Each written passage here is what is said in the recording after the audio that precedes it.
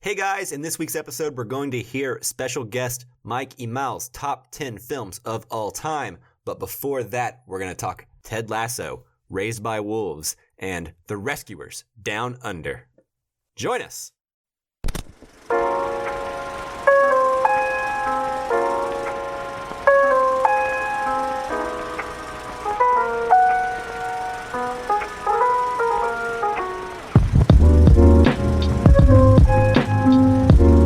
Welcome to the Casual Cinecast, powered by Cinelinx. My name is Justin. Normally, you'd be hearing Chris do that introduction, but he is not with us. This week. So, with me, as always, I have Myke. How you doing, Myke? I'm doing well, thank you. Awesome. And then, as a guest to fill in for Chris, we also have another Myke. How are you doing, Myke with a Y? I'm doing great. How are you guys? Man, excellent. Just hanging in there, day by day. I feel you. One day at a time, right now. Which, sometimes feels like 2 days or 3. Yeah. Or, 6 months ago. Yeah. Cool. Well, Myke, you are our guest, and so I just want to introduce you. You host a podcast called CineMusts, which is one of my favorite film podcasts. All of us here on the Casual Cinecast have guested on your show, and you've been on our show a couple times, but why don't you go ahead and tell us what you do, what you guys do at CineMusts, and I don't know, anything else you want to tell us about yourself? Sure, thanks, man. And I right now at CineMusts, we do not do a whole lot. I think this was my exact states last time I guested on the show, but I have this great, amazing thing that I'm very lucky to have called a full-time job that has forced me to put CineMusts on a bit of a hiatus for right now. So we're not delivering new shows, but normally we are delivering episodes where we take a movie out of the 1001 Movies You Must See Before You Die book. We debate it. We basically have our listeners decide if it's a movie that deserves to be on the list of movies everybody has to see. So we're not delivering new episodes right now, but I do have a couple that are in the can that I'm trying to release sporadically. I've actually been sitting on a audio file of a Gangs of New York conversation we had for about 2 months. I'm finally getting that together because I have a little time off. I have a 3-day weekend, so that will be dropping this Tuesday. So there'll be a little new CineMusts episode in the midst of this hiatus. Nice. I've not seen that movie in a long time, but without spoiling whether or not it gets a CineMust vote, how is it? Yeah, so I hadn't either. I couldn't even tell you if it gets a CineMust vote because we debated on the show, but listeners are the ones who ultimately decide where it's going to land. I opened the show calling it kind of a beautiful disaster, and I kind of stand by that. It's a very messy movie. I think it kind of just suffers from being in the works for like 30 years, so there wasn't a lot of like editing. It felt like they were trying to do so much in just a 3-hour movie, and I admire a lot of it. I actually think I call a lot of the movie pretty fun, which in retrospect, I don't remember how fun the movie actually is, but Daniel Day-Lewis is great. Like, it's Scorsese tacked on a lot of things you so desperately want to see in a Scorsese movie. So it's a middle tier for me. It's a movie I recommend to actually a lot of people, but it's not a CineMust to me. But listeners might feel differently. Awesome. Yeah, I'm excited to hear that episode, and I'm excited to hear your top 10. We've done a few of these top 10 episodes for, all of our regular hosts, and we're going to start working in guests because it's just super fun to hear people's top 10 favorite movies of all time. I've been a junkie for these. Yeah, it's a simple idea, and it fills up time too easily to not do episodes like this. Especially when there's not anything new that's like super exciting right now. Right. Yeah, it's strange times, but normally, what do we do, Myke? Well, normally, if this is your first time listening, we either like to do a current movie or a Criterion Collection movie.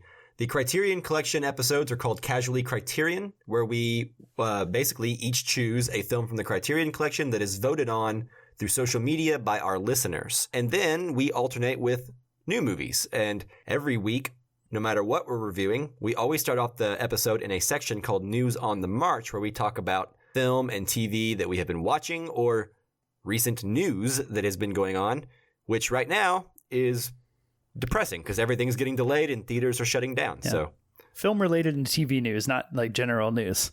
Oh yeah, although that's bad too. For clarity, yeah. That's not great sometimes. Most times. Yeah, so really everything's bad right now. Cool. Occasionally there's a panda born at the zoo. Yeah, every now and then. Yeah. We almost get close to saving those pandas. Yeah, so you mentioned that we have a poll to choose our Criterion episodes that we cover. If you want to follow us on Facebook, Twitter, Instagram at Casual Cinecast, you can stay up to date with those polls. You can vote in them on Twitter. If you want to send us any questions or topics to discuss about the movies we're reviewing each week, you can send messages to any of those social media accounts or to casualcinemedia@gmail.com. And then, of course, if you haven't done so already and you enjoy the show, go on to iTunes, give us a 5-star review. It'll help other people find the show and hopefully help grow the show and get even more votes so that the Criterion episodes are, more representative of the people. Yeah, please and thank you. And I guess with that, it's time to go ahead and move into news on the march. What do you say, guys? Let's go. Let's do it. News on the march!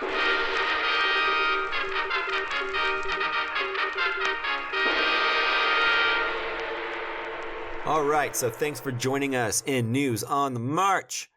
Well, we each have something to talk about today, so since Myke is going to be listing his top 10 films of all time, I think we should probably start with him, like Justin mentioned earlier, which you won't hear because I edited it out. But we're going to let him talk first and then rest a little bit.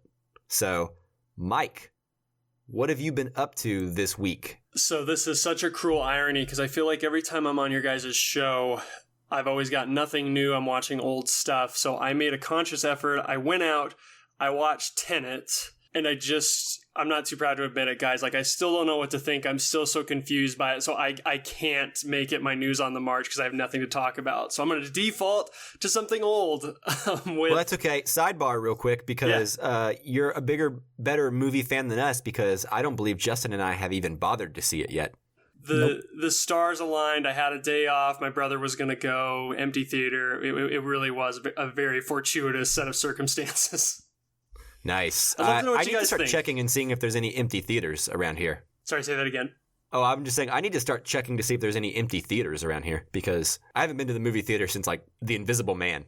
Yeah, I think the last time I went was Spies in Disguise, so it would have been a pretty big gap and quite the shift. Yeah, anyway, so I like it just has twisted my mind. I'd love to hear what you guys think about it when you finally get around to it. But my real news on the march segment, with being so busy with my job, I spend a lot of nights working. So my wife and I have kind of just been going to like some comfort food. We've been really milking that Disney Plus subscription. So we've been watching like some old classics that she doesn't remember or hasn't seen. And I rediscovered an old gem I always knew I liked. But, oh man, it goes up in my estimation every time I watch it. It was The Rescuers Down Under, which is the most random news on the march segment, but I really wanted to go to bat for what a forgotten Disney gem The Rescuers Down Under is. It's so good it makes me sad. Ava Gabor died a little while after its release that we didn't get a third Rescuers movie because there's a lot of potential there. Yeah, that's interesting because I used to love this movie when I was a kid. In fact, I loved it more than the first Rescuers. Oh, yeah. I actually saw this before the first Rescuers, and then I didn't even realize that The Rescuers Down Under was a sequel to anything, because I was just, I guess, a dumb little kid. But, man, I still remember scenes from The Rescuers Down Under very vividly about, like, the big eagle and cutting the rope. Mm-hmm. And, man, what was the poacher's name? It has a really great name.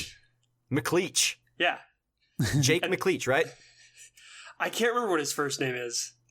Oh, man. What a cool name. Yeah, and played magnificently by George C. Scott, which is kind of another mark of these, like, forgotten gems from this era. Like, Great Mouse Detective is, like, you have George C. Scott in Rescuers Down Under. You have Vincent Price in Great Mouse Detective. Like, these amazing actors turning in really good performances. I think George C. Scott is, like, the highlight of the movie. He's so good as the bad guy. Yeah, he is, and I didn't even realize that was George C. Scott because I haven't seen it since I was a little kid. But I hear it. I see it. You know? Could not recommend more. It's like a breezy, I think it's like 80 minutes long, like super fun, great sequel. It's very imaginative, great animation. Like it really is like one of the forgotten gems of like the Disney animated catalog. I agree. It is a surprise that we actually never got a third Rescuers movie because like Bob Hope, John Candy was in it. Mm-hmm. Well, yeah. I think reading like some trivia afterwards, I think it's because Ava Gabor, who'd voiced Bianca, and like no one else could voice her. She died shortly after it was released, and then John Candy a little while after that. So everyone kind of decided, like, let's just put it to bed. Like, we can't proceed without them. And that's a decision I actually respect a lot. It just does make me sad because it's kind of just a franchise that has so much potential because it's like a globe-trotting adventure, and they really do a lot with this idea that there's like a hidden mouse world everywhere and the secret society. But yeah, it was almost like Toy Story before Toy Story. Yeah. I have not seen this movie since I was a kid, and I think like you guys, I think I saw it before seeing The Rescues or even knowing that there was a first Rescuers. I'm curious now, if I were to go watch Rescuers Down Under, guest Myke, did you watch The Rescuers first, and did you get any value from that, or did you just go straight to Down Under? Yeah, we did, and it made Down Under better in my estimation because... And this might lose me some points. I'm not a huge fan of the first Rescuers. I think it's decent. Down Under does a lot more to develop the main characters. Like there's a whole subplot about like their romance, and Bernard wants to propose like the whole movie, but he kind of has to like work up the nerve. So the mission they go on it also enables him to like work up the nerve to finally ask her to marry him. Like it, yeah. I think it's just all around a better movie. Yeah, nice. And there's even the cool Crocodile Dundee mouse. Yeah, no, Jake is great, and John Candy is hysterical. The Jake. Okay, so the poacher's not Jake McLeach. Yeah, I really wish I could remember what McLeach's first name is, but his sidekick lizard is Joanna, who is delightful. Joanna, that's right. She likes eggs. Yeah, there's a great scene. It's straight out of like an old slapstick where she's trying to steal eggs from his like egg carton while he's cooking breakfast, and it's hysterical. That's right. Yep. According to IMDb, the poacher's name is just McLeach. There is no first name. Okay, so I guess I was putting the cool Crocodile Dundee mouse's first name onto McLeach, but pretty good. I remembered the name Jake though. Yeah, good job. That's pretty impressive. It in a long time. Well, cool. So anyways, yeah, sorry, I was trying to bring something new, but aside from Tenet, that's the most recent thing I've watched. It's okay. We talk about old stuff on here sometimes, just about every other week. And Tenet, hardly any Australian mice. Really disappointing. Bummer. Yeah, no wonder it's getting subpar reaction. Okay. Well, thank you, Myke. I actually want to watch that. Maybe tonight. I haven't seen Rescuers in a minute, so you got me on like a nostalgia trip right now. And it's super short. It's really breezy. Yeah, I remember it being short, actually. I'm actually going to watch both of them soon. That's a good call. Nice. All right, Justin, I know you had something that you watched this week that I also watched. So why don't you go ahead and give us your thoughts on what it is you watched? Okay, yeah. So we talked about this show before when it first came out pretty early on, and season 1 wrapped up this last week, and that is Apple Plus's Ted Lasso, which for those who do not know, it's a comedy series, 30-minute episodes about an American football coach who goes over to England to teach I guess I want to say English football, but I think it's known as football around most of the world. But he goes over to coach a soccer team in England and doesn't really know about it. And he's kind of brought in as a joke for malicious reasons. And that's the gist of the show. And it's a show that I was very skeptical about, which I talked about before. I wasn't sure how good it was going to be because it was based on an NBC promo sketch for their soccer coverage, and I thought, how good can a 5-minute commercial sketch, how good of a show can that make? And I'll say with season 1 having wrapped up, now that season 1 is over, I am just kind of head over heels about this show. I think it's really fantastic. It's way sweeter than I ever thought it was going to be. It's kind of just this sort of like ray of delight that I get to look forward to, like coming out every Friday, or at least I have the last several weeks, and of course it's over now, and hopefully there's a season 2. But I'm a really big fan of it. I can't recommend it enough for, I think, both the soccer fan and the non-soccer fan, and maybe even the non-soccer fan more, because if I were going to knock the show about anything, it's that the soccer that is on display, the very few times that it's on display in the show is not great. It doesn't look great. It's not really believable. So, but that's not what matters. And Myke, you said you've watched this too. I'm curious about your thoughts. Yeah, I am the person you mentioned earlier because I don't care about soccer at all, or football, or American football, or any of it. So I am also quite enthusiastic about the show. So that goes to show you that I think you're right. If you are going in looking for a sports show, this is not it. However, some of the more admirable, interesting elements about sports are still on display here, and it's actually doing something quite interesting with them. I mean, this show is about kindness, toxic masculinity. This idea of a lot of the sports players in the show have an inflated idea of how cool and important they are. And then there's this one character that's constantly reminding them, hey, don't be sad about anything. You get paid to play a game. Mm-hmm. But this show kind of tackles that culture, this sports culture, this toxic masculinity culture, this culture of teams and blind following these teams. And it does it all in a very sweet, intelligent way that's very grown up and it's very mature. And the main performance from Jason Sudeikis is quite charming. This might as well be like a modern day adaptation of Harvey. You know what I mean? Because I get the same kind of happiness vibes from this show that I do with Harvey. It's about a guy that's impossibly nice and impossible to dislike once you get to know him. And he basically just brings together or tries to bring together these players that have been on this team that has just been kind of losing for a long time. So even though it's really important to this small town culture, they're not that good.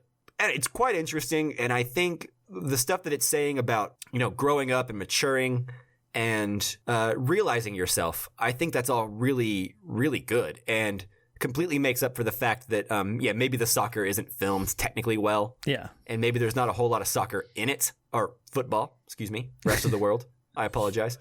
But yeah, that's kind of where I'm at. I think it's a really good show. I don't love it, but I would probably binge it all. Like let's put it this way. When I started watching it, I binged the first 5 episodes or 6 episodes, and then I had to watch them week by week after that. And when watching them week by week, every time one was over, I was just happy and couldn't wait for the next one. Right. And 2020 could use a show like that, I think. Yeah. Guest Mike, have you seen the show at all? So I haven't, but it's kind of for the same thing Mike was saying. I'm not a sports guy, and it's kind of like a show this would probably play to me because I don't know anything about soccer/football either. But like you're saying, something that is sentimental and can make you laugh is worth its weight in gold this time. So I would love to give it a shot. Yeah. You know, it's kind of like Parks and Recreation in the sense that this show is a lot of good people doing good things for one another. Sweet. Right. I love Parks and Rec. Yeah. Yeah. I think it's a little less silly than Parks and Rec and goes a little less off the rails. But then again, Parks and Rec was pretty good for the first couple seasons on that. And then it kind of got bonkers. Yeah. This is only in its first season. So yeah, it's only 10 episodes. So I feel like it's a nice, breezy, easy to watch, very, very easy to watch, and will probably lift up your mood kind of show. Exactly. Yeah. Exactly. But yeah, that's Ted Lasso. Sounds like the two of us who have seen it have giving it definitely a recommendation. So I can't wait for season 2. And I'm going to go ahead and just speak out of turn here. I'm going to assume Chris liked it too. Yeah. We message each other. We don't just talk here on the podcast. Yeah. And so. Yeah, we have each other's information. Yeah. We email each other and fax each other on occasion. Yeah. I send Justin a fax every morning when I wake up. I wish. But yeah, all right, that's Ted Lasso. So yeah, Ted Lasso. There we go. So regular host Mike, what do you got? So this week, I also finished a show that you also watched. So this same dynamic can just keep on going. Yeah. And I didn't. You didn't? Okay, so this is going to be dynamic. Interesting talking to you. Have you heard of what I'm about to talk about? Sure have. Okay, so the show I am talking about is a show that we have talked about on this show. Oh my goodness, too many shows. Ooh. But anyway, we've talked about this previously on the podcast, but it was still relatively early in the season. And this is a show called Raised by Wolves on HBO Max, which is a Ridley Scott science fiction show about, trying to be vague here, it's about androids that leave Earth after humanity has pretty much destroyed itself, and they are sent to a uninhabited planet to try and recreate humans. And they are equipped with the right material to breed humans. Yeah. And just restart humanity and raise some children long enough so that they can, do their thing and create more humans. Right. And then also there are other people who left Earth that are not androids, but they are actually a religion called the Mithraic. Mithraic? Mithraic, which is actually a really old actual religion on Earth that you can look up. I haven't looked it up, so I don't even know where it was native to, but it exists. Yeah. And anyway, so this show is, how I described it the other day was, this show is like, picture the movie Prometheus without any of the alien tie-ins. Yeah. It's strong Prometheus vibes, but much better. Yeah. Have you seen Prometheus, Mike? Sure have. I was going to say, you describing that, so it's just like an hour-long episode of Fassbender doing Lawrence of Arabia. I mean, I won't lie to you, this show would be better with Michael Fassbender doing that. The best part But of Prometheus. unfortunately, yeah, I know. But unfortunately, we don't have any Michael Fassbender. But what we do have is we have androids becoming more human, questioning their existence, questioning their reality, their nature, their own wants and desires. You have this idea of humans trying to recreate a society of atheists so that we don't get wrapped up in religious wars that doomed us on Earth. But then there's also this idea that, are humans really capable of living as atheists? Or do we, by nature, need to believe in something to exist? The inevitability. And then there's also elements of like biblical iconography about the Garden of Eden and original sin. And it's all told in this science fiction. It feels futuristic and it feels ancient at the same time. Right. Ridley Scott has like this weird fascination with trying to tie in science fiction with religious motifs and what it means to be human. Like, this is all stuff he's been exploring since Blade Runner. But now there's this show. And Ridley Scott didn't create the show, but his sensibilities are all over it. Down to like the white android blood, that you associate with Alien or the Alien franchise. So, Justin, what do you think about this show? I've talked a lot. Yeah, I think it's really great. I think it's continued to build on its like, it's not quite a mystery, but just kind of like, where's the show going? What's going to happen? And I definitely had some times where I was like, is this show going to be able to wrap up, or at least like this season, in a satisfying way that like, or is it going to like wrap up kind of mid-story and the next season's going to continue this sort of journey? Because it is a show that goes through a lot of changes. Like it's, I don't know, this kind of like what I think about certain characters and what I think is coming next is always like surprising me and changing. Like, to all of a sudden it's kind of like a different show for a while. And yeah. And so, I'll say that the finale of it that just happened recently just kind of did that to like the 10th degree, basically. Like, what happened in it, I was like, I didn't see coming, and was really surprising, and just makes me super anticipating the second season. I can't wait, because what goes on towards the end of the season, I'm just like, okay, now I need to know what happens next right now, please. Yeah. Yeah. It's crazy, like thinking man's science fiction, as I think what you called it the other day, Justin. And I think that's perfectly right. It's slow. It's science fiction that's slow, deliberate, and very much dealing in ideas more than anything. Mm-hmm. Yeah, because I don't find myself attached to too many characters on an emotional or empathetical level. It's more just like watching what they're doing and saying and their thoughts, and kind of thinking about them thematically or dissecting them, and yeah, it's almost like the characters all represent archetypes rather than actual human beings or characters that have their own wants and desires. It's like, this is the mother, this is the father, this is but not like in a one-dimensional way. We make it sound kind of maybe dull whenever we say that we don't care about the characters, but the tone of this movie, or the show, I guess, is just so unique that I don't necessarily think that that's a con of the show like I would on a normal show. Yeah. I'm fascinated by them, but I don't care. Right. Yeah, exactly.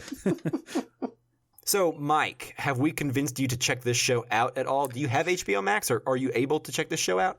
Yeah, I got it for a little while longer. I think I will gravitate a little more towards Ted Lasso right now, because I need a laugh and something light. But like I said, I got some breaks coming up that if I need something chewier, I'd be willing to give Raised by Wolves a shot. Yeah, I would be really curious to know what you think about it. Yeah, okay, I'll definitely get it on the list. I think, like you said, if you're in the mood to chew on something a little bit more, this is definitely, I think, the show to do that on. At least out of the definitely more recent shows that I've seen. Yeah, definitely. And it did get renewed for a season 2, so there will be more conversation in the future inevitably. So it might be worth the investment of time. Mm-hmm. All right. Cool. Okay, and I think that is all we have for news on the march this week. Is that right, gentlemen? That's all I have. So with that, I say we go ahead and move into our main event, which is Myke, your top 10 films of all time. What do you say? Prepare to be dazzled. All right. I like it.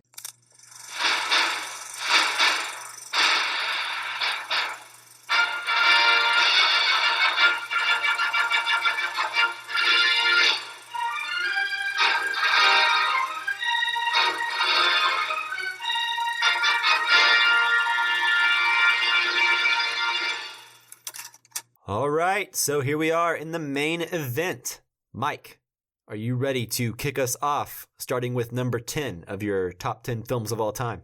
I think ready as I'll ever be. I know everybody always has like rules for how they put their list together. Is that something you guys are interested in? If not, we can just jump right into it. No, we are absolutely interested in it. We each had our own criteria that we talked about on our episodes, so this is your time to shine, man. Yeah, explain yourself before you start listing them. I think it'll help you feel better. That's really what it is, right?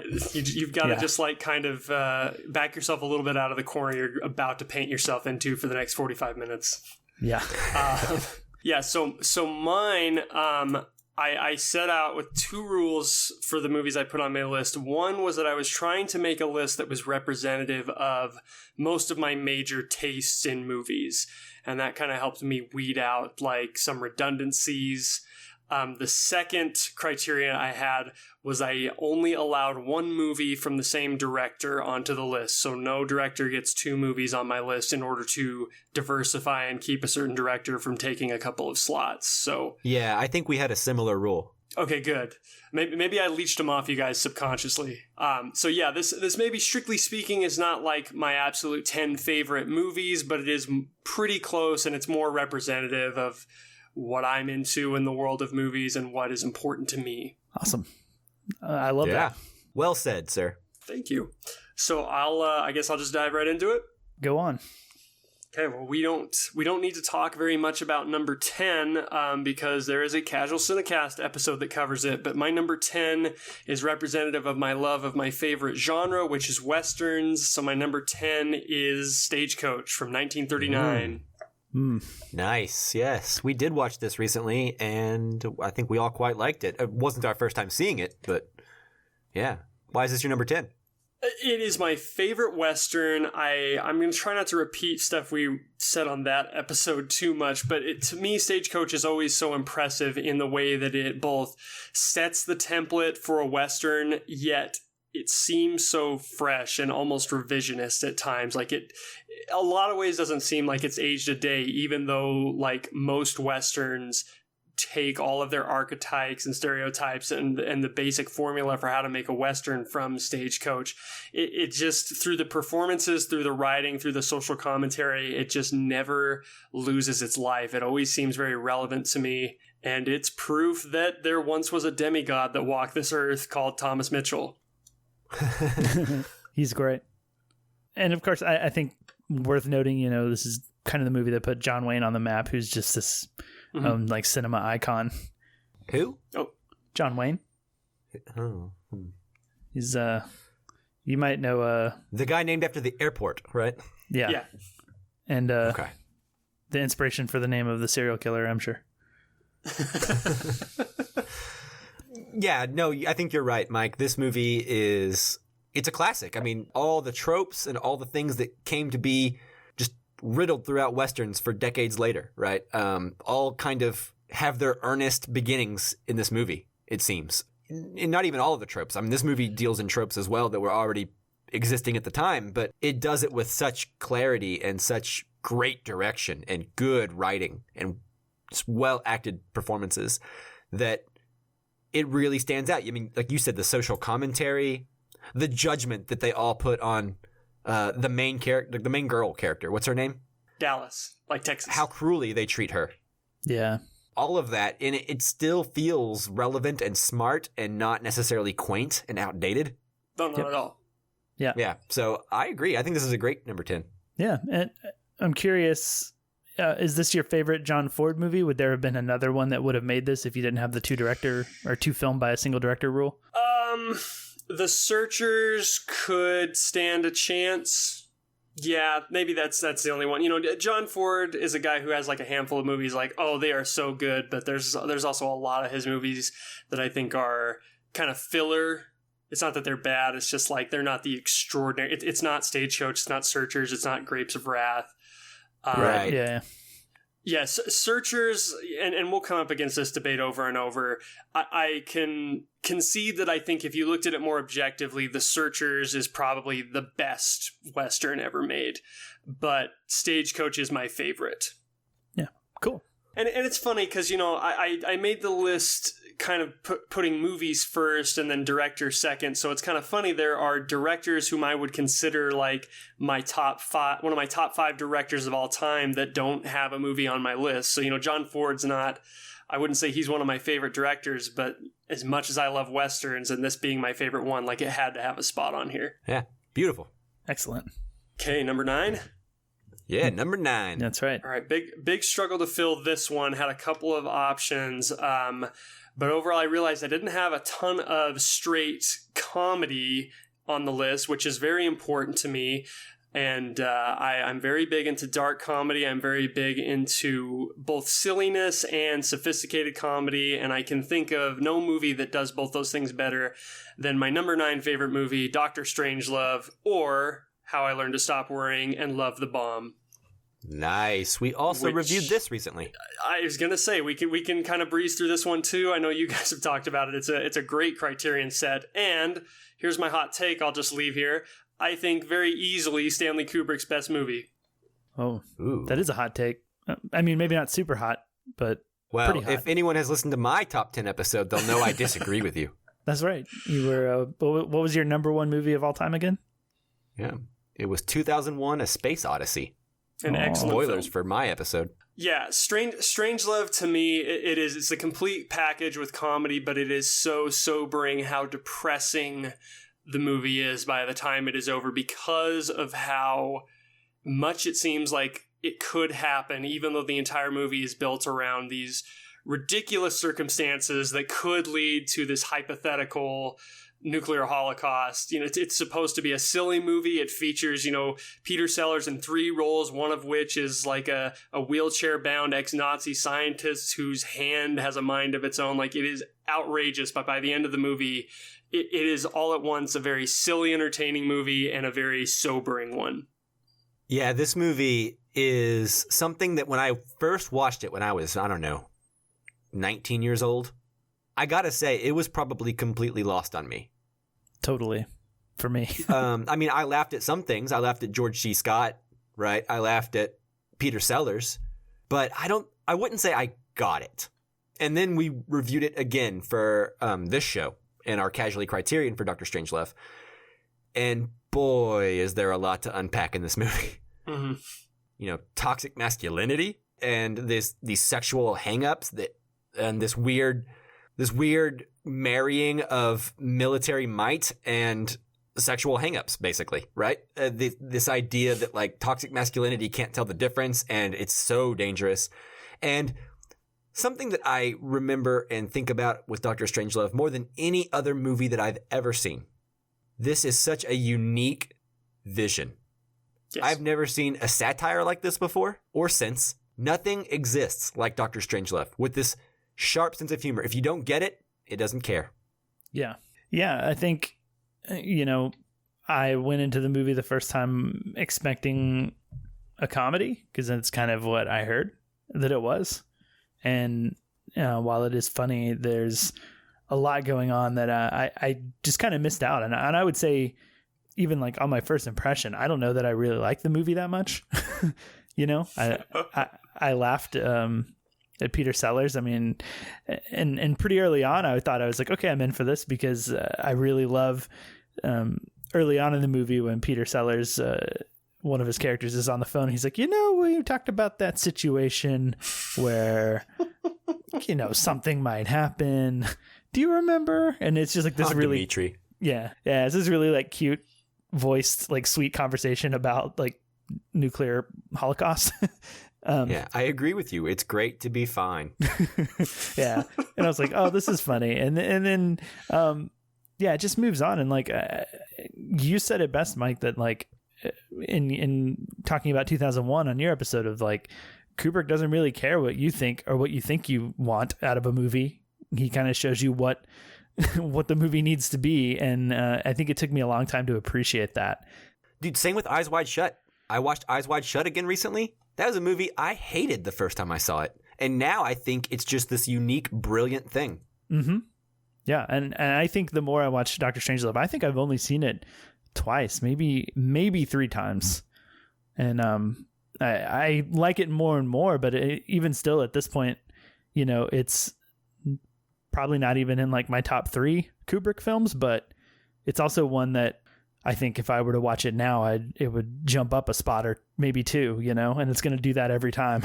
And it may eventually one day end up being the best because it does feel relevant, or at least like I'm getting more and more out of it as I'm getting older and paying attention to the world more than I did at 19. And yeah, I think that's really why, to me, it's my favorite Kubrick, is because we've done an episode on 2001, which I think is a great movie, and Mike co-hosted our CineMusts show on The Shining. Like I'm a Kubrick fan, but to me, Strangelove kind of is a lot of his major ideas in a package that I do find approachable, that even if I don't feel like I get all of it, it at least is. It doesn't feel like he's above me. It does feel like he's trying to deliver an experience, where I'm on record in our 2001 show that I think that's a great movie, but I think there's parts of it that do go on too long to no purpose, really. And I just feel like a lot of his themes, like his obsession with, technology, or the unstoppability of like the war machine that you would get in like Paths of Glory, the insecurity of the male ego that you could get in like Clockwork Orange or The Shining, like all that stuff is in Dr. Strangelove, and it's in this breezy package that I do think functions as a comedy that is very entertaining but also very smart. Yeah. You're not wrong. I mean, I disagree about 2001: A Space Odyssey, but the thing is, whenever you're disagreeing about Kubrick, you're really just splitting hairs on everything, because you can't go wrong. The man, I think, the older I get and the more I look back on his movies, I honestly think he was the last great director. Ooh. Wow. I mean, truly great. Yeah. Time will tell, but, I mean, he is one of the best. And I tell you, like, I almost didn't want to put this because I didn't want, just out of spite, I didn't want to be like the guy, like, of course I need to have a Kubrick movie on my list to show how sophisticated I am. But I just love this one way too much to have left it off. Yeah. No, it's okay. I mean, it's super pretentious, but I mean, it's fine, Yeah. So am I. Yeah. Well, like it or not, I think you're sophisticated now. Yeah. I mean, I had one of these guys as my number 1, so who am I to talk? Mike thinks you're less sophisticated than him. Yeah, because yours is way back slots. at number 9. He's not wrong, and mine also originally ended with a pie fight in the war room. So, if only 2001 had ended with a pie fight. I know. If only that Star Baby had him some banana cream. He just thrown a big pie at the world. And then it would make sense. Yeah, it's funny actually. Sidebar, real quick, before we move to your number 8. If you read the book 2001: A Space Odyssey that was written like simultaneously with the script in the movie, you can see exactly what's going on. Like no questions asked. It's all explained. But I don't suggest doing that. Yeah, the movie is way more fun to think about, not necessarily to watch or to read. I agree. So, anyways, all right. So that was Dr. Strangelove, your number 9. What's your number 8? Let's knock this sophistication down a peg. My number 8 is representative of my first love of movies, which we've talked about already. It is the animated films of that benevolent Walt Disney Company, the most evil corporation that I love. My number 8 is 1991's Beauty and the Beast. This is not the Beauty and the Beast I thought you were going to be talking about. You thought I was going to go Cocteau? Yeah. Yep. I thought you were going to go the new live-action remake. The cred I laid down pulled back. Yeah, I'm a bigger fan of the Disney animated one than the Cocteau one, though I do love the 40s one. Yeah, boo. This is a Criterion podcast, man. Sorry. You're going to choose the Disney version other than not the Criterion one? A tale as old as time. I'm that shallow. I mean... I'm kidding. I respect it. I haven't seen this movie in forever, though, but I watched it a ton as a kid, so and it's pretty nostalgic to me. I used to love it when I was a kid. I haven't seen it in a long time, but I did see the live-action remake, so in a sense, I have seen it again. How dare you? No, this is one I actually kind of hid away for a while. I liked it as a kid, and growing up, I kind of became ashamed of it. One because it's a cartoon, and you liked it as a kid, so you're trying to move beyond that and prove you're super sophisticated. But it was also like it's one of their princess movies, and like I was a teenage boy, so it was like I have to like something like Lion King, if I'm gonna like a Disney movie. But no, I'll own it. I think this is their best movie. It's my favorite animated movie ever. It's just every time I watch it, again, to talk about like the tightness of Stagecoach and Doctor Strangelove, like a movie that is a complete package. It's very succinct storytelling that I think does a lot with their old princess formula. If you look at things like Snow White and Sleeping Beauty, like I'm not saying Beauty and the Beast is a spotless movie in terms of gender politics and things like that. I'm glad that ideas around that subgenre keeps progressing, but Beauty and the Beast still plays to me very well in the modern day. And I know we can make the jokes about Stockholm Syndrome, but at its core, I think it's a movie about, getting past first impressions and giving people second chances, which is a message I think is incredibly important. Yeah, especially now. Yeah. You're right. It's like when I was a little kid, I kind of dismissed this one. I thought it was good, but like you said, it was kind of one of the girlier Disney movies, like Pocahontas or something or Little Mermaid, that I just as a little boy, I didn't gravitate towards. I was always more into like Jungle Book or Aladdin. Yeah. First of all, I think the songs in Beauty and the Beast are some of the best Disney songs. Yeah, I think one of the things that kept me going to this movie, despite the princess aspects of it and the lovey romance stuff that I didn't like as much as a kid, was like songs like Be Our Guest, which is just super catchy and it's such a fun number and scene. I think it's the only Disney movie I can't pick my favorite song from. They're all so good. Tale as old as time. Yep. Just gonna were say it not for a movie later on my list, this would have a shot at being my favorite film score ever. Oh my. Okay. All right. Well, what a tease. I know. I can't wait. I know. I have two animated movies that on my list that I got to watch soon. What's the other one? Rescuers Down Under. Oh, that's right.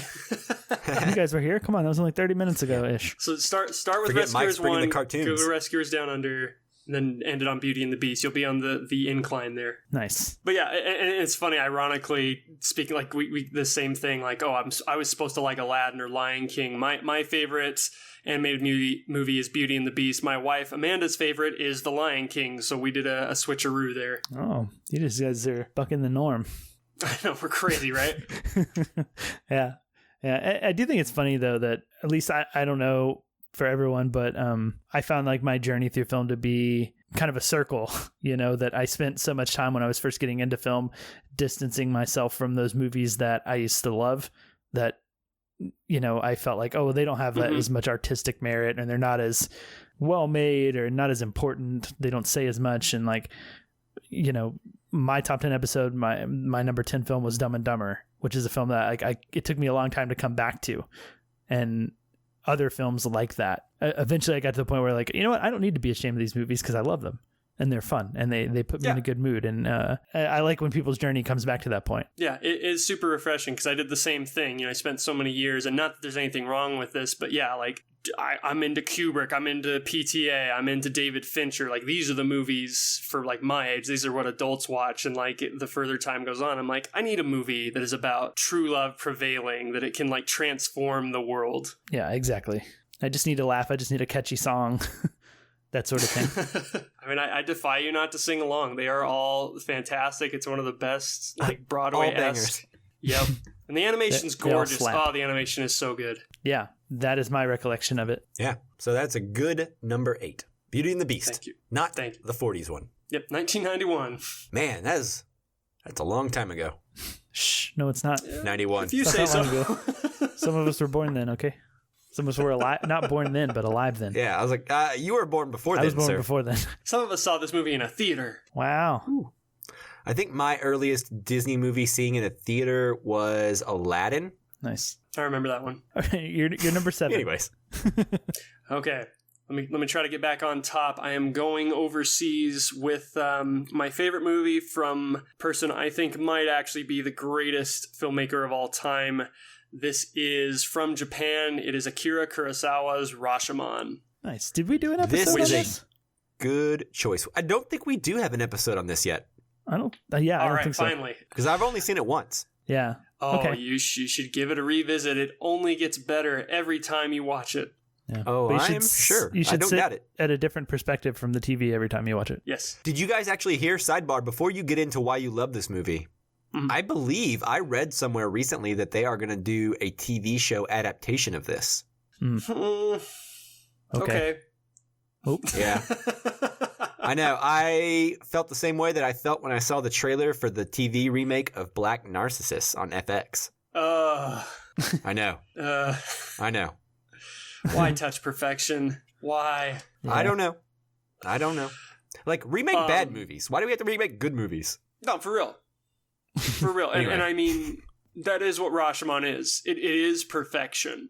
It's the ultimate puzzle box movie. And if we want to talk about, like, complicated movies that delve into, like, very deep issues about human existence, about reality and self-image, like, it's Rashomon, which doesn't seem like it should be that movie. It takes place... I don't remember the exact era. It's not exactly feudal Japan, but it's that same kind of vibe you get from other Kurosawa samurai movies. You know, one of the characters is kind of a wandering thief. One of them is a samurai. But it is this movie I find as challenging in its perception of reality as anything Christopher Nolan's put out, or The Matrix, or anything like that. Like, it challenges your perception of what real even is. Right. And you come away with this understanding, this like inherent understanding that if you're hearing a story from one person, there's no such thing as truth. Mm-hmm. You're only seeing their truth, but that's not the only truth there is. And that's something that, man, could we as a species, boy, could we use a little bit more of that kind of understanding now in this day and age. This idea that if you're looking at it from a different pair of eyes, it's a completely different experience. Mm-hmm. And to take that a step further is it's not even somebody else's perception. Like, your own perception of truth is often flawed, which the movie gets across in the way that it stylizes the different testimonies that are given about this one event. And that's another thing that is great about Rashomon, is it delivers multiple movies all in one 90-minute package. The Toshiro Mifune testimony kind of doubles as like this samurai / Errol Finn swashbuckler-esque like adventure movie, and then when you move over to the story of the wife, it is this very melodramatic. I'm trying to think of like what to compare it to, but it's like the woman's plight in a man-run world. And then when you switch over to the samurai's story, it doubles as like this almost supernatural seance story that doubles as like this Shakespearean tragedy. Like there are multiple movies in this one movie. Mm-hmm. Yeah, absolutely. And you see, still to this day, filmmakers paying homage to this idea of different truths and different points of view. I think most recently that I can think of was The Last Jedi, which was written and directed by Rian Johnson, has a really wonderful sequence that is straight out of Rashomon. And granted, that's around all the time, but I'm glad that The Last Jedi has come out, because I was thinking like, oh, what is he going to say? And other than The Last Jedi, which I didn't really think about myself, but my mind went back to that movie Vantage Point. Mm-hmm. Do you guys remember that? Oh God, that movie sucks. Yeah. Yeah, but that's the one with Matthew Fox and Dennis Quaid. Yeah, and Forrest Whitaker, I think. Yeah. But yeah, anyway, it's not a great movie, but that's like was the most recent example. But the influence of Rashomon is all over the place. Like you said, Christopher Nolan, definitely. That sort of different perspectives, or repetition of things, or seeing the same event from different ways, and just like sort of bending like the way that we tell stories and the way that we use time and flashbacks to tell stories in different ways. I mean, this movie's kind of the original king of that. Which is another thing I love about it. I believe in the power of fiction and the power of a story to shape reality, and that's all that this movie is about. Yeah, I got to see this in theaters at Alamo Drafthouse pretty recently. Awesome. And that was really cool. That's an experience I have yet to take in. I'm very jealous. This is my first time to see like a Kurosawa film up on the big screen, and it looks really great. Yeah, really good, especially for being a very early effort from him. Like, he had been making movies for a long time. It's not like this was like his third movie, but I mean, even at this stage in his career, it was kind of like his first big masterpiece. And I mean, to knock it out of the park, even there, like, it's baffling to me. I think what I remember about this movie the most is some of the good camera work in it. I remember very distinctly some point of view shots of like looking up at the canopy of trees and like the light coming through the trees. Yep. And I remember thinking, this shot feels so modern. And the idea of what he's doing, like the point of view shot, it has such a modern sensibility to it that Kurosawa just has. You know, to this day, like the camera work in his movies is just head and shoulders above his contemporaries at the time. Oh, for sure. And if I'm right, I think this is the movie that made the Academy create like the best foreign language picture award. It's like, we can't give it Best Picture, but man, this movie's good. Yeah. It's so good it created an Oscar. Yeah, that's when you know a movie's good. All right, cool. So that was your number 7. What is your number 6? The Godfather. Oh, great movie. What's your number 5? Yeah, thank you. I'm joking. Yeah, classic. Yeah, I got to revisit it pretty recently. Amanda's never seen any of The Godfathers, so I got to show her part 1. We're still waiting on a 4-hour chunk of time we can watch part 2. They're pretty few and far between. But is part 2 4 hours? I think it's 3.5. Man, I don't remember. I've only seen part 2 one time, and it is a long time ago. Yeah. So they are both quite lengthy. Godfather pushes 3 hours, and I'm pretty sure 2 tacked on a half hour after that. But don't quote me; I don't have the box in front of me. Yeah. That's why you need 4 hours, though, because you got to work in some bathroom breaks and. Oh yeah, no, yeah, you definitely need an intermission, get a new bag of popcorn, totally. Yeah. But yeah, so Godfather, super long, but along with watching this for the first time for Amanda, I got to finally read the novel by Mario Puzo. And one thing that stuck out to me this go around is what a masterful adaptation this is. Like, Francis Ford Coppola kept absolutely everything that is essential and great about that story and cut absolutely everything that you needed to lose. Like, it is uncanny how good like his editing technique was, taking it from the book to the screenplay.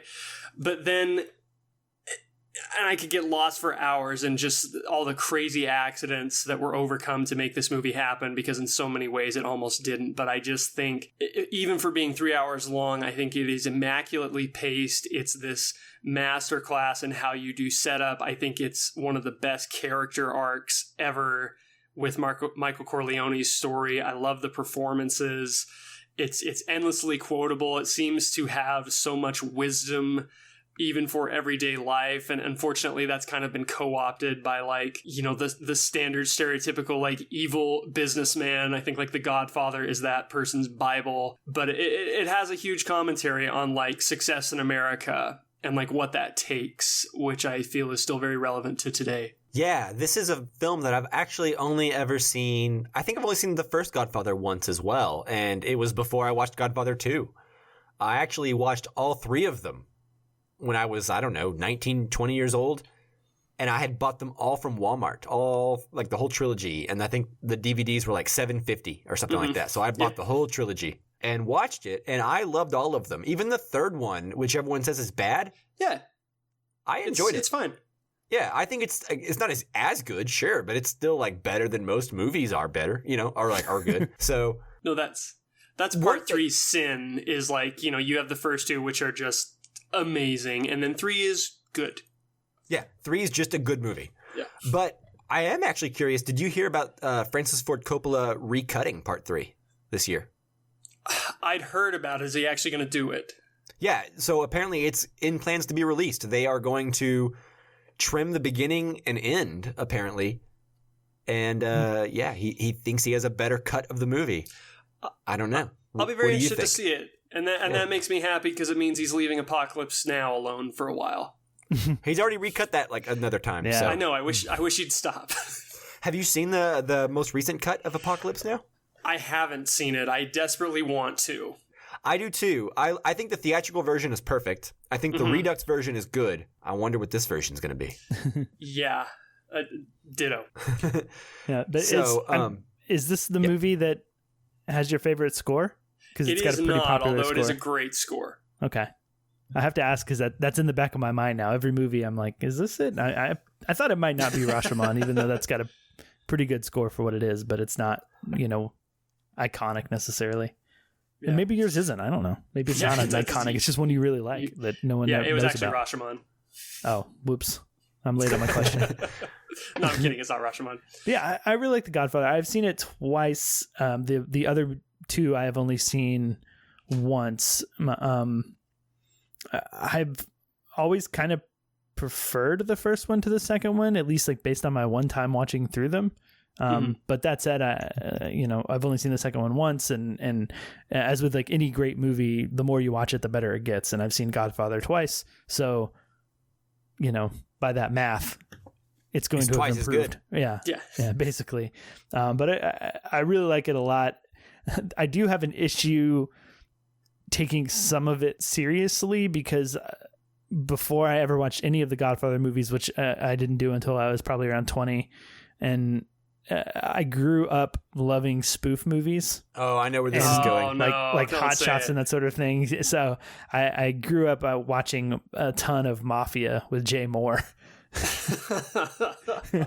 And so The Godfather, I know, but I loved those spoof movies. But so like The Godfather and a little bit of Goodfellas and a lot of Casino. Some of those moments are like hard for me to take seriously just because I think of the Mafia spoof versions. And it doesn't help that in the actual movie The Godfather, there's a scene where James Caan is throwing punches on a guy that are very clearly not landing anywhere close to his face. Yeah, and Marlon Brando is running around a garden with an orange in his mouth, and it's I don't know. It's weird in The Godfather, but it's silly in Mafia, and it's some kind of weird silly when I watch it. It was the 40s. It was a different time. Yeah, but anyways, it's sad, but every time I watch The Godfather, I think a lot about Jay Moore. I agree. That is sad. But I do like it. I like it a lot. Awesome. So, number 6, The Godfather. Yeah, and I think with all of these episodes, once we get to this point, you've done your 10 through 6, so this is the first 5. So do you want a quick recap before we move on to 5 through 1 of your 5 so far? Sure. Number 10 is Stagecoach. Number 9 is Doctor Strangelove. Number 8 is Beauty and the Beast, the 1991 Disney version. Number 7 is Rashomon, and number 6 is The Godfather. Awesome. Great so far. I like all of these movies a lot. Yeah. Some surprises, some classics. Yeah. I worried it would paint me as too much of an escapist, which I really am. That's okay. In 2020, we're all escapists, sir. Yeah. And if you're not, you're just punishing yourself. Yeah. And if you're not, get out of here.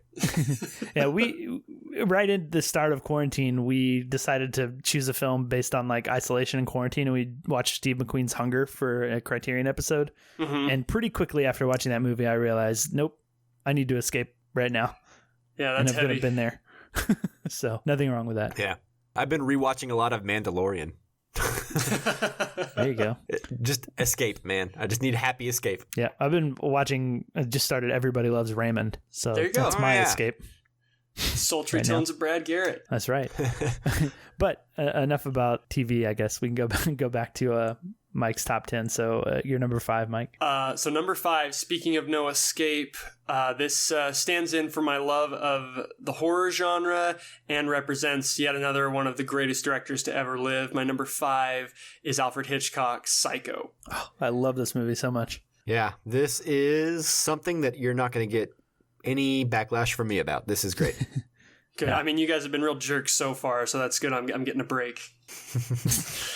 I mean, I think Godfather 2 is better, but whatever. Oh man, let's double back to that. Let's fight. Yeah, you know what? Let's fight. Actually, let's throw down. Right. So, So I always get into trouble with Psycho. It's a movie to me that's greatness is so self-evident that I often have a hard time articulating just why I think it is one of the 5 best movies ever made. Yeah, it's like, why did you watch it? It was good. Yeah, like we did this on CineMusts. It was a very early episode. I think it was about the episode before we even kind of got our format solidified. I fumble my way through that. I've been asked, or I've been invited onto other podcasts to talk about it, and like the same thing, like you would think with more time and more practice I would get better about talking about it, but it to me is just like, what's great about Psycho? Like, have you seen it? It's Psycho. It's great. So I don't know, why do you guys like it? Help me out here. Help me explain my number 5 favorite movie of all time. Well, I can give you my first thoughts on Psycho, which is, I think, structurally speaking, to this day, is one of the most ballsiest, bold movies I have ever even thought of. It's a mainstream suspense thriller, and you change characters halfway through the movie. You change main characters. Let me say that again. That doesn't happen in old movies. It doesn't happen in new movies. You don't change main characters. Except for Death Proof. I mean, it can happen. Yeah. But usually those movies are not well received. Like Death Proof. Yep. Yeah. They don't make a whole lot of money generally, right? Like they're even not well received by some of us. Like I'm thinking of Bad Times at the El Royale changes who you focus on a lot, and to not as much success as something like Psycho. Psycho is so confident in what it's doing that you follow this story only for halfway through the movie for the main character to be murdered in one of the most famous scenes of all time, right? Which is still to this day visually stunning and kinetic and cool and disturbing. It just feels so, I don't know, so modern. It's like it's doing something that movies just don't do. And it's like, well, if the audience doesn't come on board, then they're just not getting it. It's like, to this day, I can't think of any other movie that feels quite like Psycho with its heaviness and its seriousness and its pulpiness at the same time. Like, it's just fun and disturbing and scary and cool. Yeah, I think one of the things for me is the Anthony Perkins performance that just really sticks with me. I love it so much. He's so, kind of quiet and charming. And spoiler alert for anybody who hasn't seen Psycho, but he's a psycho. He's the psycho of the title, the titular psycho. But yeah, I was watching it with my wife for her first time, and it was so fun to watch it with her because the whole time she was like, "Oh, he's cute. Like I like him," and like she was kind of charmed by him, and they kind of pulled the rug out from you, but at the end of the movie. But I think it's so cool to go to the structure again and just to like watch the first part of the movie and have this girl murdered and then follow a second character back to the same place and know what she's in for, and to have that suspense, which is, it's one of the things we talked about when we reviewed on the show Hitchcock's Notorious, is he talked about, a bomb going off is surprise or shock or something like that. And a bomb under a table that the audience knows about that no one else knows about is suspense. And that second half of that movie plays so well because of that. And to know what's coming, but then still at the end of the movie have that surprise of Anthony Perkins and the mother being dead and like all of that it implies, and kind of it all happens kind of so quickly that you walk away from the movie still digesting it all and still like fully trying to understand what happened and like wrapping your brain around it. That it's one of those movies that continues as you walk out of it, or if you see it in the theater, I guess, which we probably did not. Yeah, and one of the most cool endings. Yes. Just of any movie, really. I just think it's so cool and so iconic. I don't know. It's just, great. Yeah. I think this is probably my top 3 Hitchcock films. Mm-hmm. The other 2 being... Oh, man, don't make me do that now. Probably Notorious, and I don't know why. It's just pulpy fun. I like The Birds. Okay. The Birds was my first Hitchcock film. Yeah. And then, but then you start thinking about North by Northwest, and you start thinking about Spellbound, and then you're just like, where am I? What am I doing? Yeah, maybe it's the first thing, because my first Hitchcock film was Vertigo, and that's still my favorite. I absolutely love. They all feel like Hitchcock films. Like, none of them feel like other movies. I don't know. It's weird. Yeah. Was Psycho your first Hitchcock film, guess, Mike? No, mine was North by Northwest. Okay. I thought maybe it's a first thing, but I guess not. No, I still love North by Northwest, but it's kind of sunk down the list. But I mean, he's just got such a great filmography, and it's the same thing. I can kind of argue that maybe there are movies in his filmography that are objectively better than Psycho, but to me, it just encapsulates like his command of his craft so well.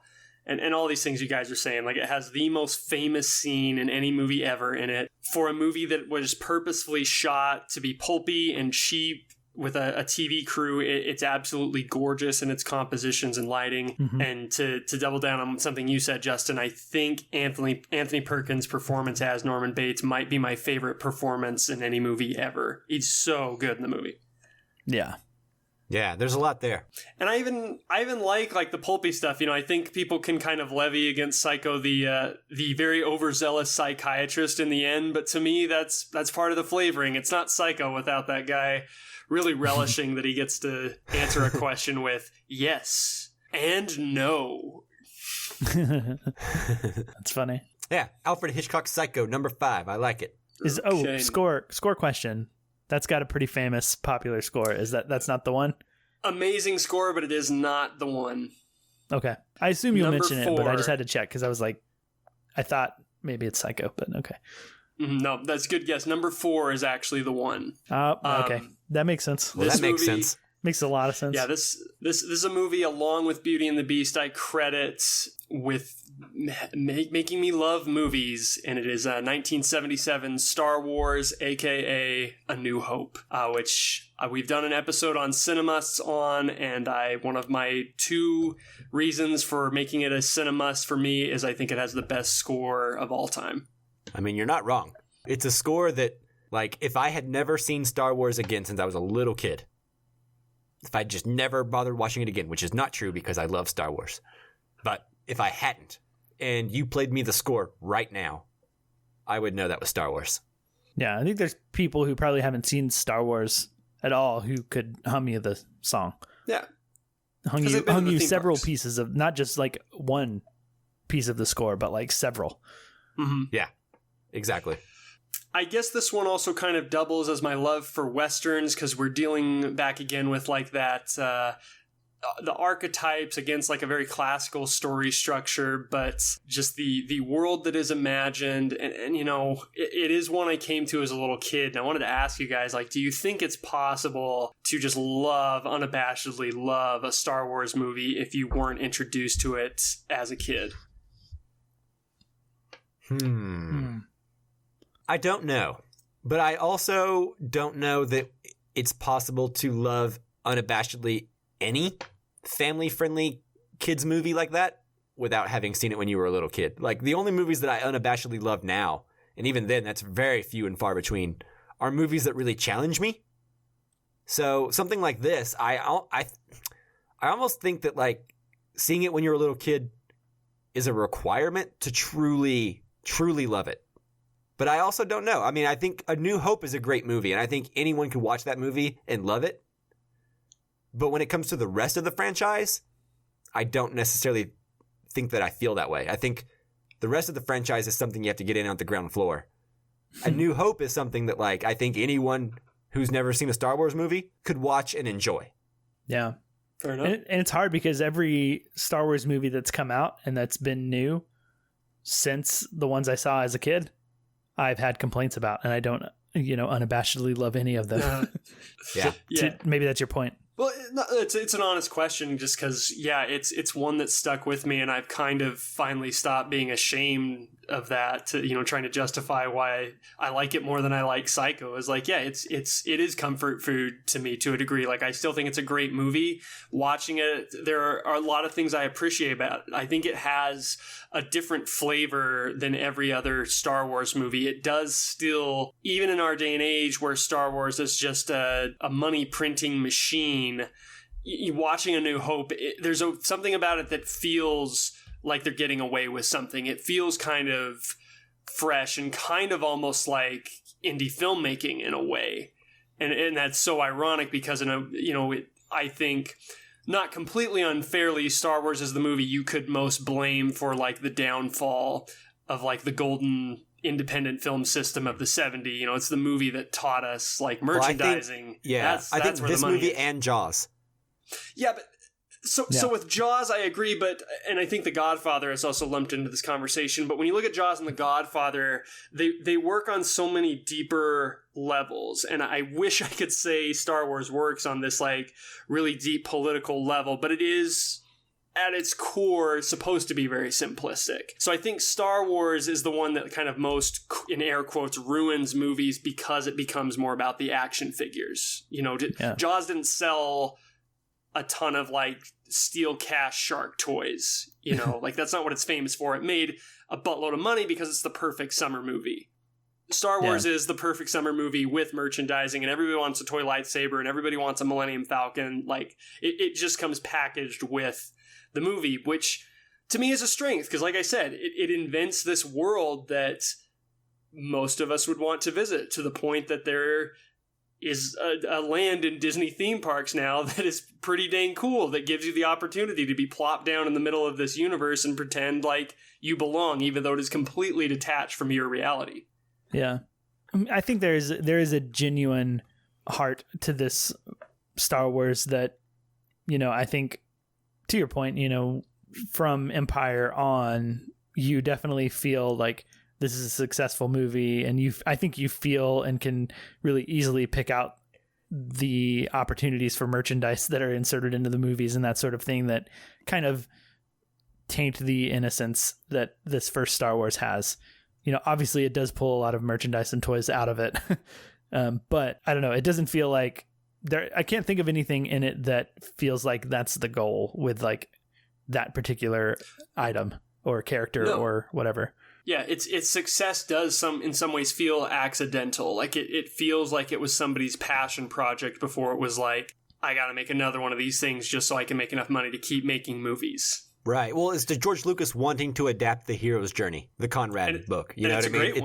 It's him wanting to tell the most simplistic of stories, the stories that have existed in our literature since the dawn of literature, but tell it in a very unique way with new iconography, with new characters in a new setting, to where you could tell a biblical level story, that you could tell it in a fresh, new way that inspires generations with these characters and these clothes and these items they're carrying and the art direction. And just everything about it is just so unique and cool. But it's telling a classic tale, like a classic literature tale that is, you know, it's not as unique and revolutionary as we all think it is. It's just George Lucas was the best student ever at adapting the hero's journey. He understood it in a way that made it feel something so old feel fresh. Yeah. Yeah. I think Joseph Campbell even said that his best student is George Lucas. Oh yeah, Campbell. I said Conrad earlier, I think. Yeah, that's the Apocalypse Now guy. Joseph or I don't remember what his book was called, but something different. Yeah. Heart of Darkness. That's it. Yeah. That's it. Yeah. But yeah, Myke and I think are well documented on the show as being Star Wars fans, like big ones, and Myke bigger than myself. So I love that you have this on here. I'm in good company. I appreciate it. Got your back. Yeah, I don't think either of us even put Star Wars on our top 10. Okay. So Myke gets Kubrick and I get Star Wars. Yeah, that's right. You're a bigger fan than either one of us, apparently. Yes. So number 3. All right, my number 3, I don't know for sure, guys, but objectively speaking, I think this may be the best movie ever made. It is Casablanca. Okay. Yeah, what are the metrics there? On every level, and we've talked about these a lot, but I mean, I think for sure, maybe the best screenplay ever. Around the horn, just amazing performances, whether it is a key player in Humphrey Bogart or Ingrid Bergman. Did I say her name right? Ingrid Bergman? Ingrid Bergman, yeah. Okay, I wanted to make sure I didn't say Ingmar Bergman, because I do that a lot. Paul Heinried, but even bit players, even everybody that just kind of works in Rick's, like the characters that play Max or the waiters. You have Peter Lorre in here doing a great job. You have Claude Rains in what might be the best supporting role in any movie ever. It's also it's so well suited for a movie. Like, so much of it takes leaps in logics to make the plot flow, but I never find any of it distracting. It is so rooted in just presenting a situation, giving you 10 minutes to buy into the world, and everything from that point flows from how the characters interact with each other. And how amazingly plotted it is flows from what you understand about the characters. And that comes from writing, that comes from direction, that comes from performance. I took a film literacy class a couple years ago where we talked about this movie, and I gained a massive appreciation for Michael Curtiz behind the camera. Like, this movie does some amazing things with its camera work, with its choreography, with its framing that I'd never noticed before. And I don't know, to me, it is like the complete package, maybe like the most quotable movie ever. I just love it, head to foot. I mean, you're not wrong. I think it's probably definitely one of the most quotable movies ever, only because it is one of the most quoted movies ever, so clearly it is. The performances all across the board are just exceptional. Humphrey Bogart might not even have aged to be like the classic icon that Humphrey Bogart was if it weren't for this movie. And being in so many pictures, hugging Ingrid Bergman. And those two together are such a classic couple, like a Hollywood movie couple, that you could show that picture to anybody in almost any country. And I imagine they would probably be able to at least say Casablanca. Yeah. Go ahead. Nope, I was just agreeing. And it's one of these movies that I feel like even if you haven't seen it, there's so much about it that you recognize that has been embedded into pop culture. Spoofs, yeah. Yeah. Looney Tunes. Mm-hmm. That's the first time I watched it. It took me right back to a bunch of Looney Tunes. I remember there was a Teenage Mutant Ninja Turtles movie reference for Casablanca. When really? Michelangelo was saying goodbye to April O'Neil. Do you guys remember that? Did you say, "Here's looking at you, kid"? Yeah, he's like, "We'll see you again. Maybe not today. Maybe not tomorrow." Yeah. And then like they're like, "Michelangelo, come on, hurry up!" Oh, okay. And he's like, "Oh, okay. See you later." It does show up everywhere. Everywhere. It's kind of like Luke, I am your father from Empire. You can't escape it. Before you even know the movie, you know the spoof. Yeah. And then when you see the movie and you see it in context, it's all so much better. It's so much wittier. It's more biting. In Mafia when you're a little kid. That's right. like Mafia and Godfather. Yeah, I really like this movie a lot. I want to say I saw it in the theater, but that's not quite true. It was a theater. It was local near my hometown where I went to college, but they were just kind of playing a DVD and projecting it onto the screen kind of cheaply without like real theater seating. It was just kind of this like local event that was put on for, they were screening it for Valentine's Day. I don't know. It just didn't quite feel the same. The aspect ratio was like, it was slightly squished. The globe at the beginning looked a little bit more like American football than a globe. So it doesn't quite count. Understand that stretching isn't good on 4x3 movies. Yeah. Like it looks like they stretched it to fill the screen versus let it, be a square. So it doesn't quite count, but I did see it on a bigger screen than a regular TV, and that was kind of fun. And it was Valentine's Day, and it was a date night. It was the first Valentine's Day with my now wife, then girlfriend, obviously. So I have a lot of like fondness and nostalgia for Casablanca, and it was cool seeing it on a decently big screen on like a special romantic occasion like that. Yeah, sounds cool. I don't know that I've got anything else to say about it. It's just a great romance. No. It's the epitome of classic Hollywood to me. Yeah, it's a great story. It looks great. I love all the little trivia bits about it, just like how they did certain shots, especially like the famous thing being like the plane. They're about to walk into background. the wall. Yeah, they're super close to hitting a wall at the end, but all the fog is kind of hiding it or something. Yeah, and they got like dwarves and like little people to play the airport workers, like working on the plane in the background. Yeah, just for like perspective. Yeah, to make it look like workers were just like in the distance when in reality they were like 10 feet back behind them. Yeah, like that sort of stuff is fun, and that kind of goes to one of the things that I think is real admirable about the movie is it is sort of this little film that could type story, because this was like a B movie, or at least like at the script point. At some point, it was like intended to be a B movie, right? Or like not this huge hit, and it turned into. Well, this was like one of like probably the 3 or 4 movies that this director was making this year, Yeah. being Right. like a studio guy.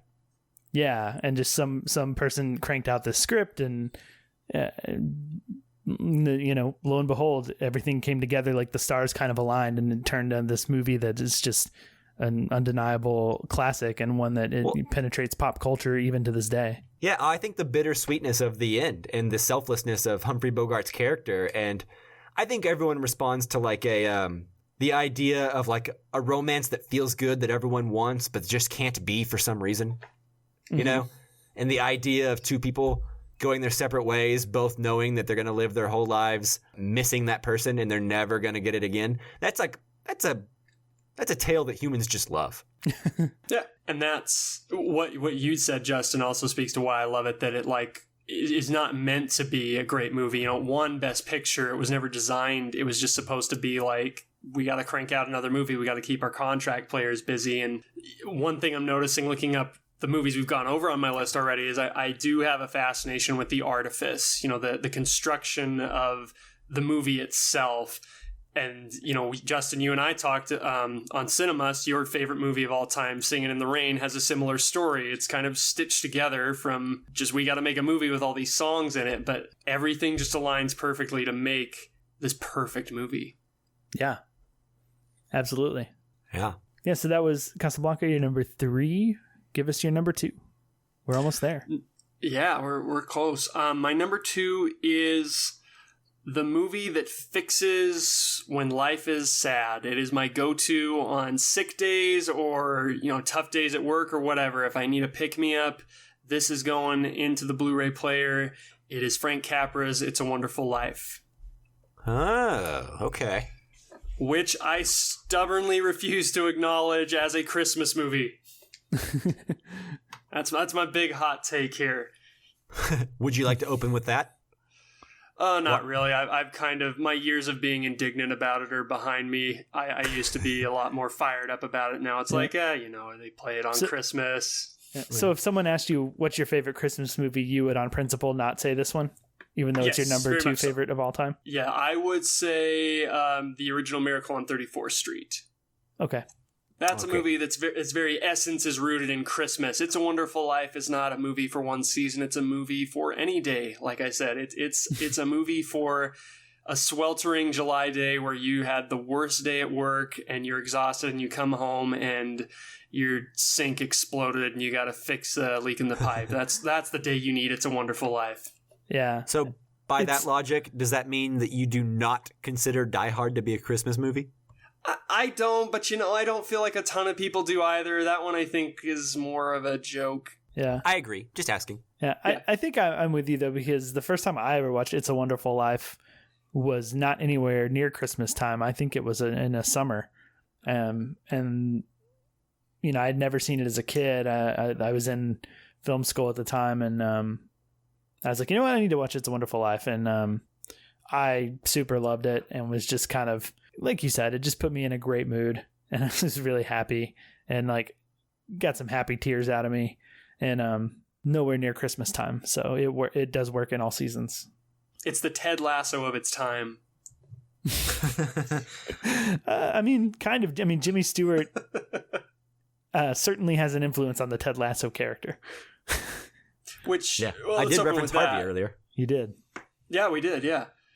Jimmy Stewart, my favorite movie star. Love the character of George Bailey. He's my biggest movie hero. And, you know, I'll keep talking in my number 1 movie about heroes, but even in Star Wars, that's a movie of action heroes. But, you know, George Bailey, that's a hero I can imprint on, someone I want to be, somebody who just eats crap every day and is barely scraping by, but finds the beauty in that and the joy in that and the simplicity in the little things. And it's, to me, like probably the most relevant theme or message out of any movie that I love, which is why the movie's so high on my list. But also, I think it's just a great movie. I think it's extremely well made. I think it's very funny. It's wholesome. It is devastating at times. I think we praise it a lot as a very sappy, cutesy movie that's just supposed to be feel good.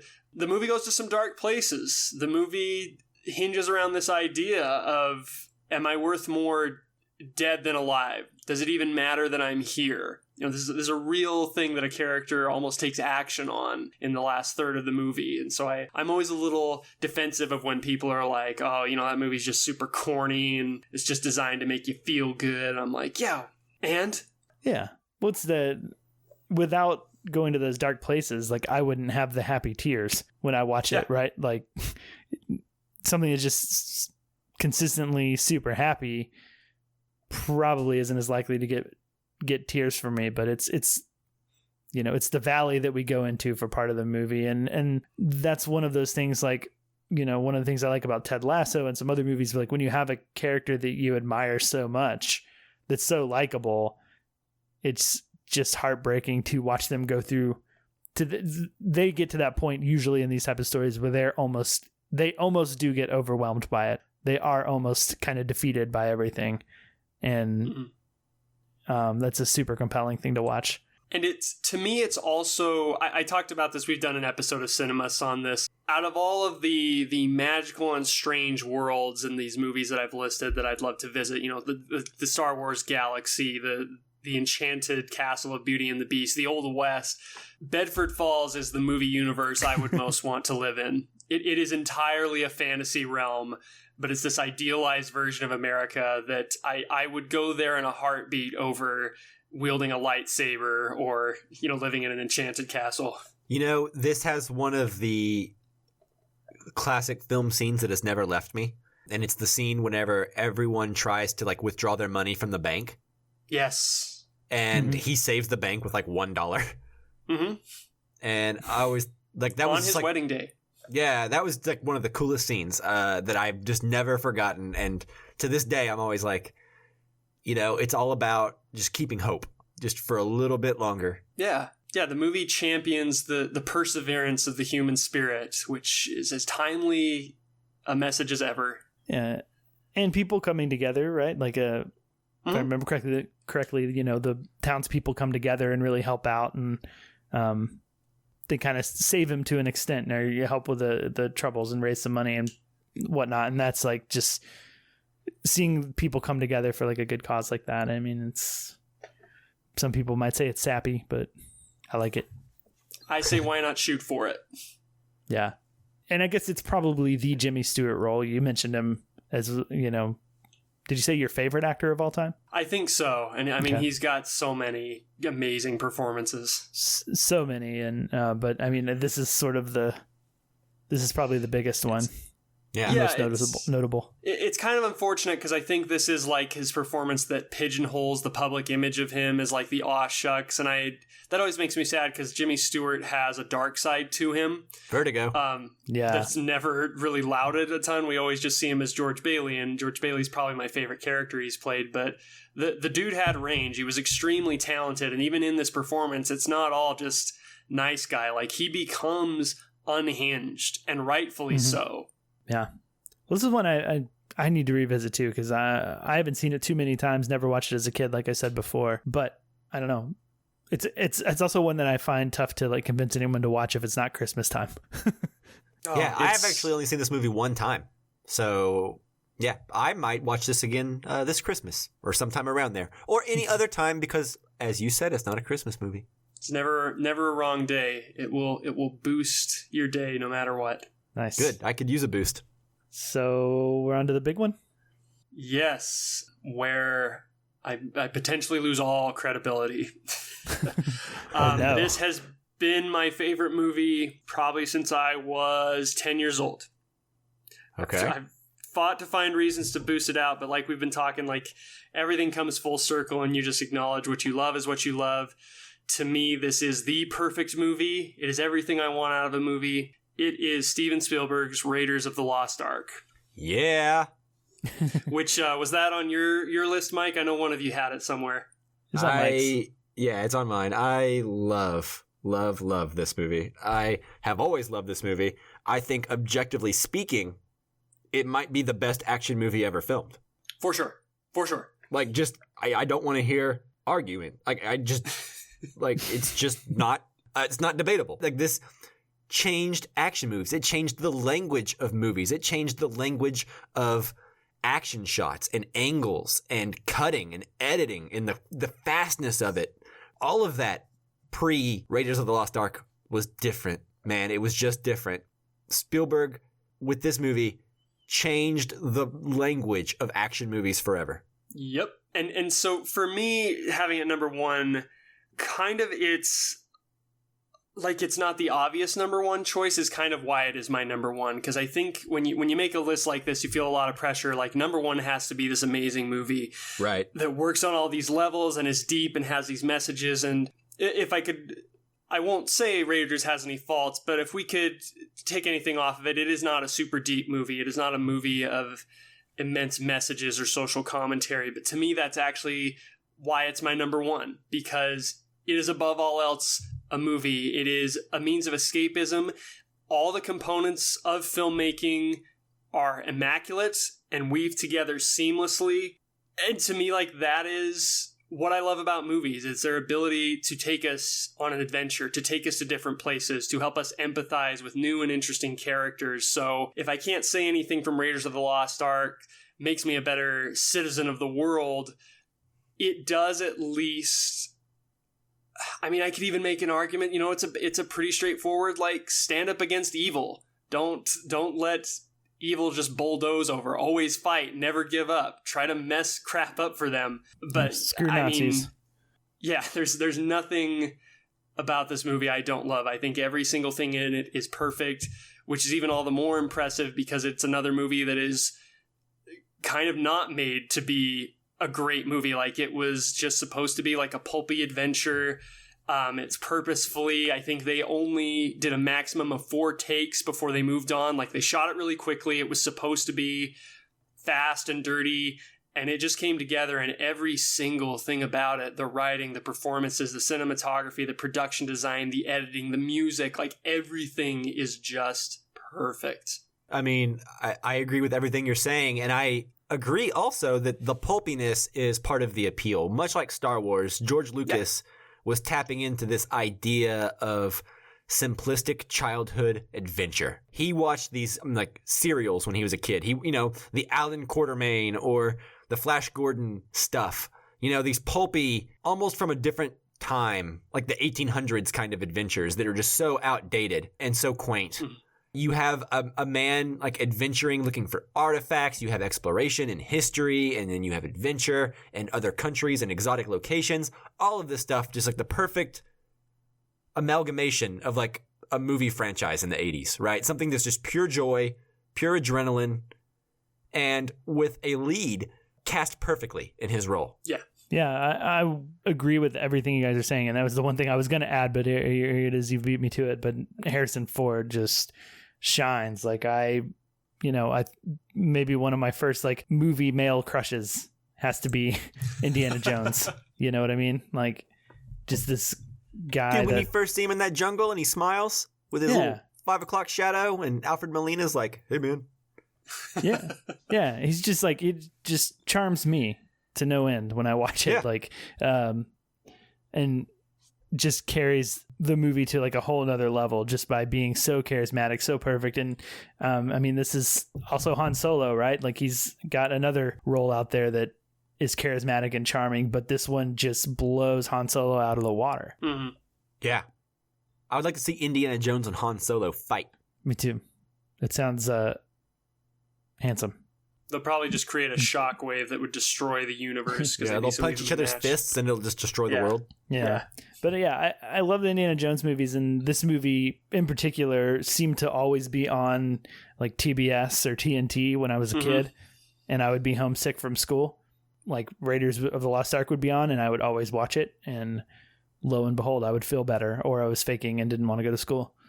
Either way, worked out for you. Yeah, but that's like my memory of Raiders of the Lost Ark as a kid, is just being sick and being in bed and watching it. And I recently revisited it with my wife, because she had maybe seen it at one point, but remembered very little of it. And after watching like the latest Star Wars trilogy and Rise of Skywalker and stuff, she was like, Harrison Ford is so handsome, and he was so handsome when he was young. So we got into watching Raiders of the Lost Ark. So I recently revisited it. He was handsome when he was young. That's a good observation she made. Yeah, I know.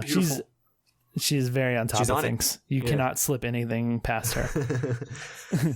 But yeah, love it.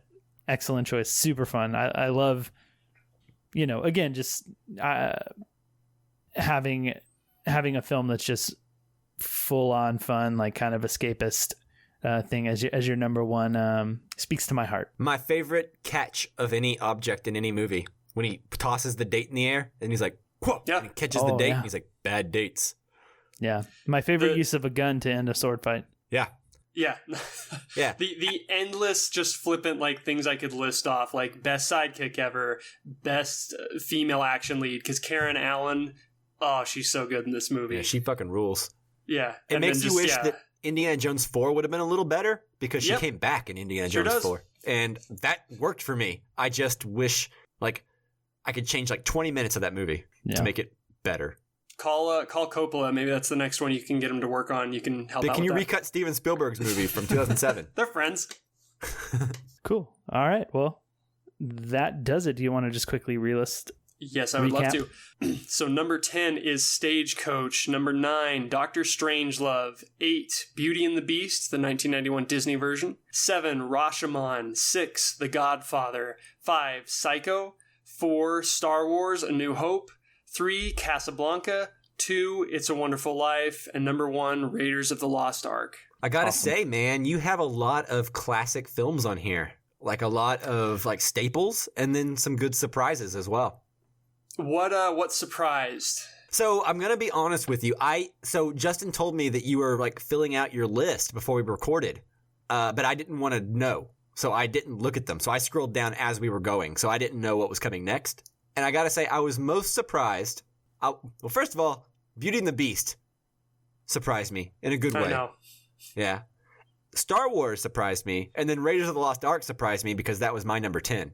So I didn't expect anyone to put that on there. So all of those were really great surprises, because it seems like you tend to lean towards the classic, right?